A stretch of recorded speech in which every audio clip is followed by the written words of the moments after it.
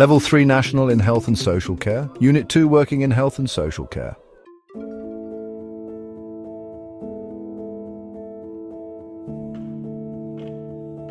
Hello everyone, my name is Abraham Lawal and I am currently a lecturer in Health and Social Care at Reading College in England. I included this material to help you navigate your upcoming examinations more effectively. It will assist you in your exams preparation because many trustworthy research findings suggest that listening and using virtual ways will improve your learning even more. The contents presented in this presentation were adapted from the example answer mark scheme and report for the January 2024 examination.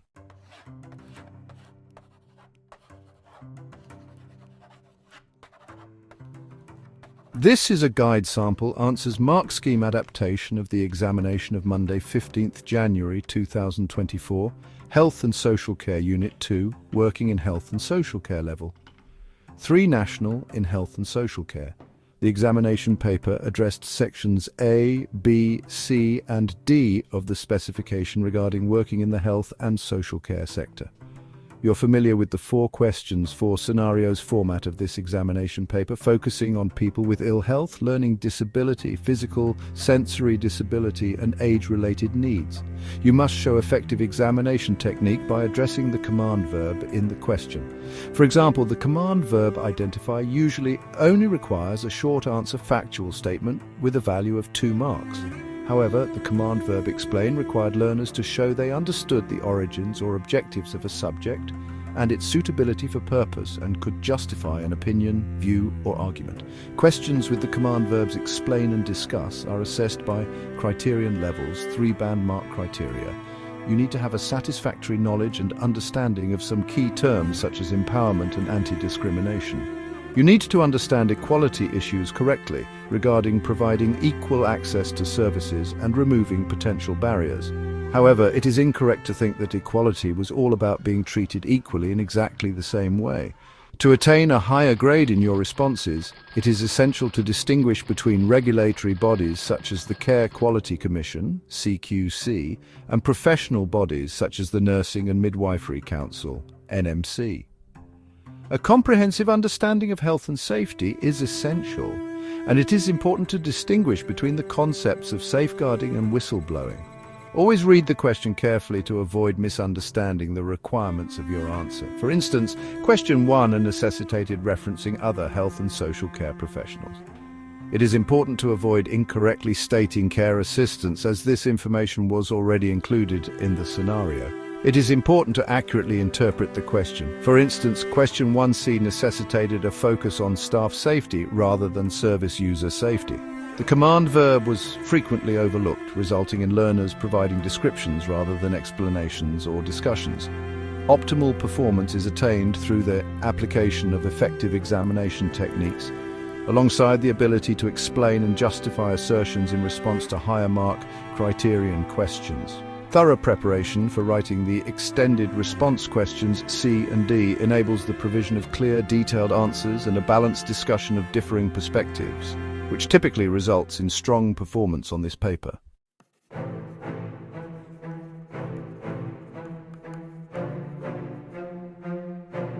Overview of the unit's performance guide. Section A, Ill Health. Answer all questions.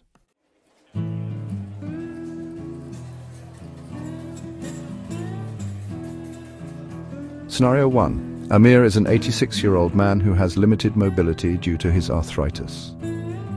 Recently, Amir fell and broke his arm, which led to a stay in hospital. Following the death of his wife, Amir lives alone. Amir lives in a rural area and is unable to go to his local community group, which is something he used to enjoy. Questions.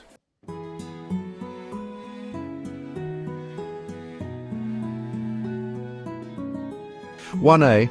Identify 2 other health and social care professionals who could work with Bill. Good answer, 2 out of 2 marks. Nurse 1, doctor 1. A range of different appropriate health and social care professionals to include occupational therapists, nutritionists and psychiatrists.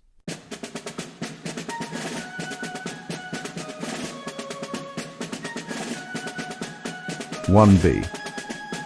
Rosen has the role of Bill's advocate. Describe 2 other day-to-day duties Rosen could have in her work as Bill's care worker. Good answer, 4 out of 4 marks.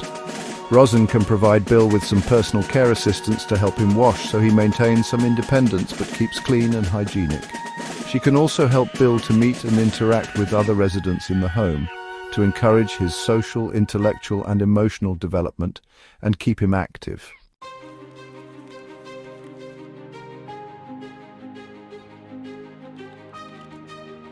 Explain the responsibilities the care home's management has to make sure their staff are safe.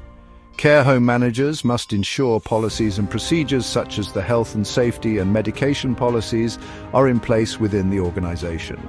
They should make sure that their staff are aware and can access the policies easily and are trained on how to apply the policies. This means that staff as well as service users are kept safe. Care home managers have a responsibility to monitor staff by doing regular work-based observations and appraisals, to support staff and to ensure their practice is safe, sufficient and meets the national occupational standards for health and social care. These actions all prevent staff illness and injury.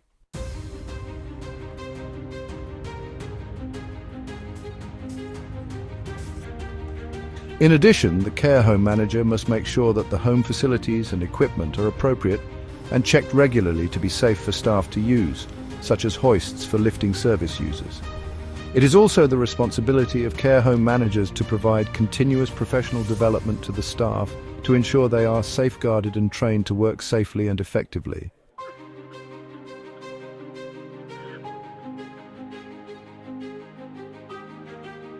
Discuss the possible advantages of partnership working to manage Bill's changing health conditions.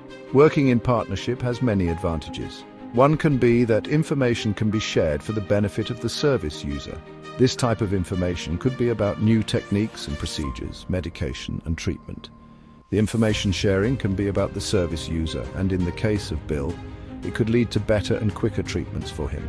This is an advantage because the more information you have, then the better you can diagnose and treat. Also, partnership working means that more health and social care professionals can share their expertise, such as the input from a dietitian or a psychiatrist to help Bill's dietary or mental health needs, for example, so there are no gaps in service provision.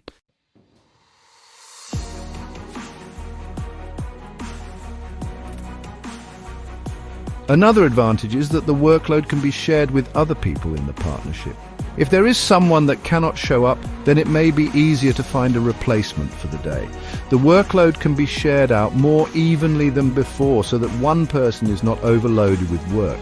However, there may be some disadvantages in partnership working. Miscommunication can be a huge issue. Miscommunication can lead to health and social care professionals not showing up on time or not showing up at all, or maybe two people showing up at the same time or doing the job twice. This sort of repetition can be time-wasting and costly.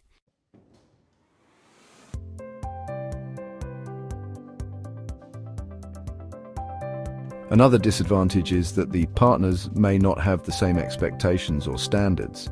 This can cause the support work to be completed to a lower standard and could cause distress to Bill and negatively affect his mental health and aggression issues. All the different partnership workers could be confusing for Bill, who may feel happier and safer working just with his care workers and his advocate Rosin.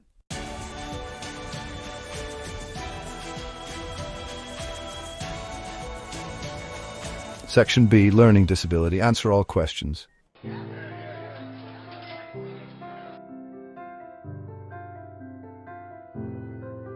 Scenario 2. Giorgio is 56 years of age and has learning disabilities caused by having meningitis when he was a child. This has led to Giorgio having difficulties communicating and problem solving. Giorgio lives in supported accommodation, which allows him to be as independent as possible. He goes to a day centre 3 times a week.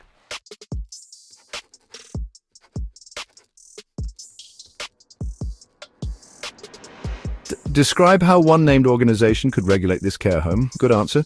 2 out of 2 marks, 1 mark for CQC, 1 mark for inspect, ask questions, produce a report. The CQC, or Care Quality Commission, could regulate this care home. The CQC can run inspections whenever they want to, at whatever time they want and without notice. They ask a range of key questions such as, are they safe? Are they effective? Are they well led? Do they provide quality care? There is a report produced with a rating system used to identify good and bad practices that are always displayed outside the facilities. Remember, you must be able to differentiate between regulatory bodies such as CQC, Care Quality Commission, and professional bodies such as the National Medical Council, NMC.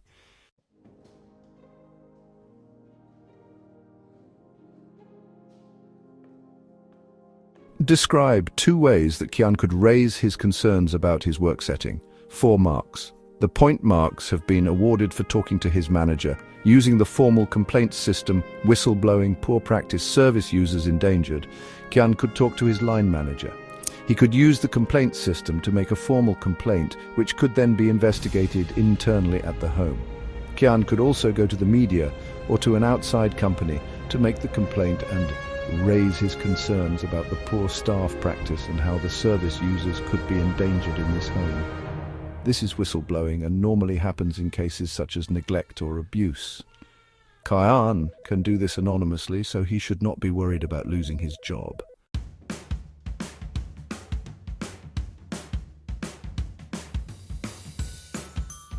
Explain how the care home staff are accountable to professional bodies.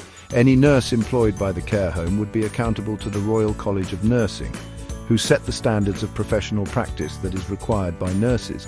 Nurses would need to revalidate their registration every 3 years and would have needed to complete 450 hours of practice.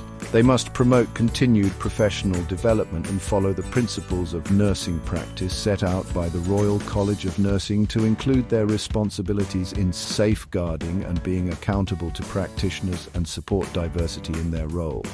Care workers would be accountable to the Healthcare Professions Council, and this means they must follow codes of conduct and follow the correct procedures to whistleblow or complain if they have concerns about poor quality care or abuse.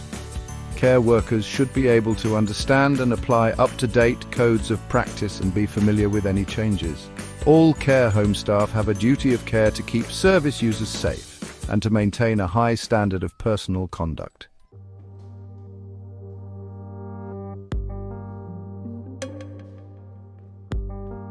Discuss issues that could arise from the promotion of Tara's rights and choices. For example, according to the Human Rights Act 1998 and the Equality Act 2010, Tara should not be discriminated against because she has a learning disability. Tara has the right to an education and should be treated equally in her right to access the resources she needs. Therefore, Tara may need extra help and resources to get the same educational opportunities as everyone else. There should be non-discriminatory services provided for Tara, and the policies and procedures should be adhered to.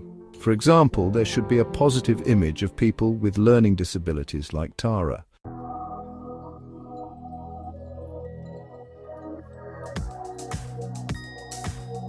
Support and guidance for Tara should be offered to maintain her dignity and self-respect, but still encouraging her to be as independent as possible. However, the reality is that other people may discriminate against Tara, so she cannot achieve her educational choices due to a lack of funding or not having the right equipment. It may be the case that Tara applies for a job, but the potential employer thinks that her learning disability makes her less suitable than the other applicants and does not even invite her to interview.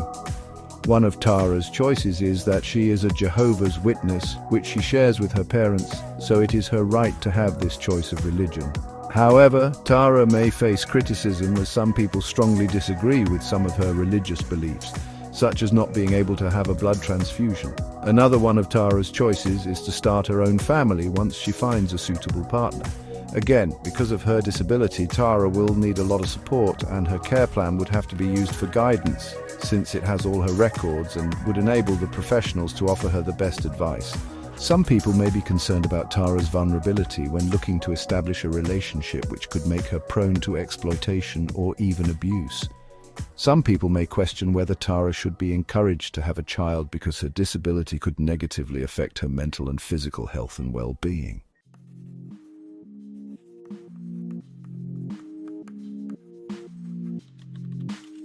Section C. Physical sensory disabilities. Answer all questions.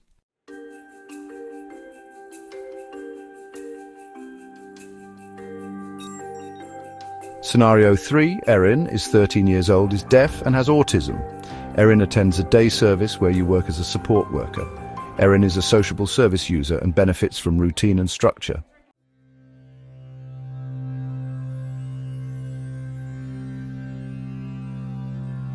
Three A, identify 2 issues that could affect Melanie's access to additional services. For 2 marks, good response. 2 out of 2 marks, she is not eligible for additional support due to a lack of resources or funding.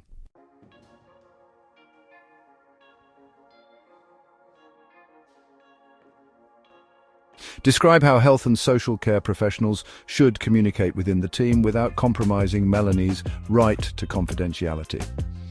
Health and social care professionals should follow the Data Protection Act 1998, which means that they should only share information when it is necessary and has to be used in a way that is relevant and not excessive. Only those people who need to know should share Melanie's information, and her informed consent or that of her advocate has been secured.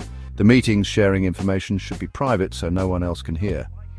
All recorded information should be kept safe within a locked cabinet or by secure ICT password access and through encrypted email accounts.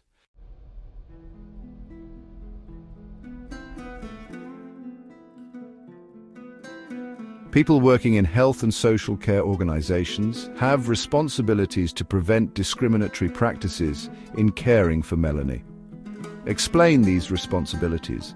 According to the Equality Act 2010 and the Human Rights Act 1998, Melanie should be treated with dignity and respect, and the same as other people in her access to her rights and choices, so she's empowered. She could be offered the chance to learn BSL, British Sign Language, and a health and social care worker could also help her to understand Makaton so Melanie can communicate more effectively. She could be offered a hearing dog for the deaf who could listen for doorbells, alarms and traffic. In health and social care settings, there should be clear highlighted exits and flashing alarms to alert Melanie in the case of fire so she can escape safely.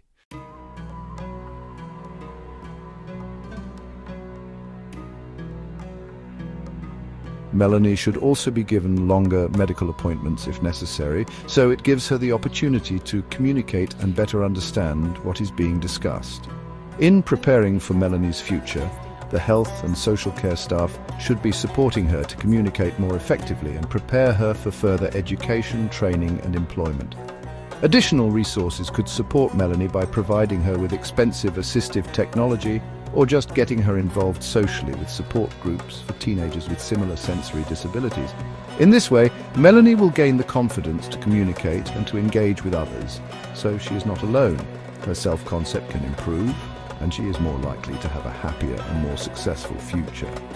However, it may be that funding cuts and insufficient resources could present barriers preventing Melanie from getting the full empowerment and successful future she wants.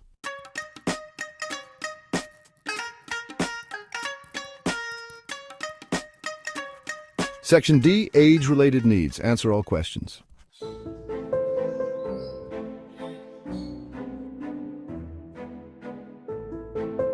Scenario 4. Sandy Care Home is a residential care home that supports elderly service users. The care home is staffed by care assistants. The care home is full and is currently supporting 12 service users. The home provides 24-hour care for its residents.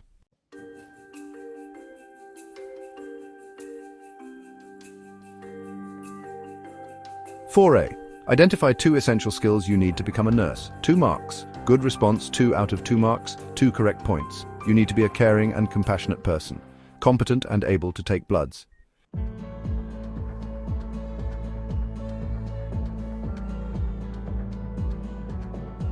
Describe 2 hospital policies that you should follow as a nurse. Health and safety policy, ensuring equipment is safe and clean to minimize the risk of infection or illnesses to other staff or service users. Medicine policy, to ensure medication is kept safely and in a secure place. The correct dosage of medicine should be given by following the guidance and paying attention to the details.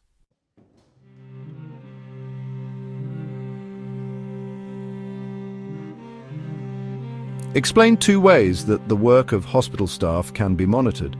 The work of hospital staff can be monitored through checklists, logs, and care plans. Checklists can be easily read and understood. and it is an effective way of monitoring staff work and their efficiency and effectiveness. Logs are also a good way to see and understand what has been done by who and when, so there is someone accountable for that task. Another way hospital staff can be monitored is internally by managers and supervisors, so they can double-check the work that has been done to ensure it meets quality standards. They can give feedback on a one-to-one basis in review meetings and identify any skills or knowledge gaps which may then require additional training. This process is often part of the hospital appraisal system, where there is an annual review and smart targets are set for the appraisal.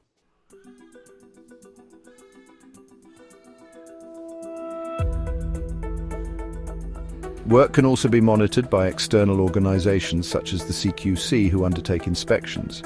They observe, ask questions, and get feedback from service users and their families to assess the work of staff in the hospital.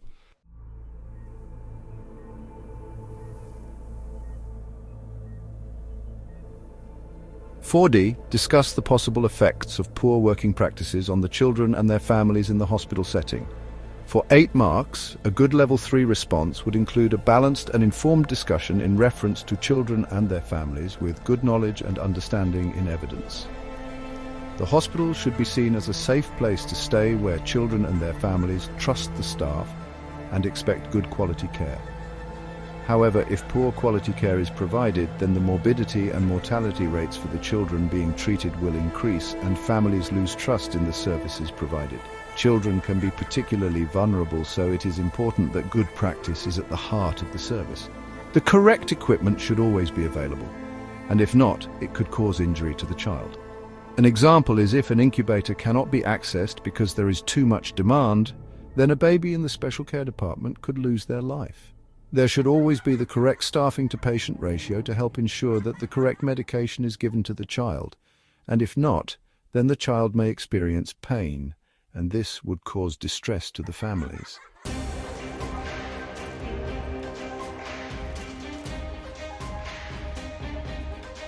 Human waste needs to be disposed of in a red bag to ensure there is no contamination, and if not, then this can result in the spread of disease and sickness. Such infections can result in the spread of superbug diseases such as MRSA or diarrhea, which is very contagious, and the whole ward would have to be quarantined.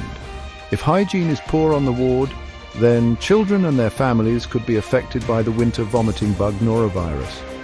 These sorts of infections could mean that visiting times are removed, and this would cause even more distress, anxiety, and general upset to the families.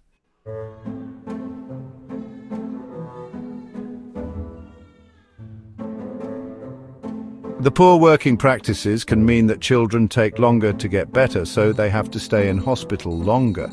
Their families are affected because they may have to get time off work to visit, and then there are additional costs of transport and hospital car parking to cover, so families may become worse off financially.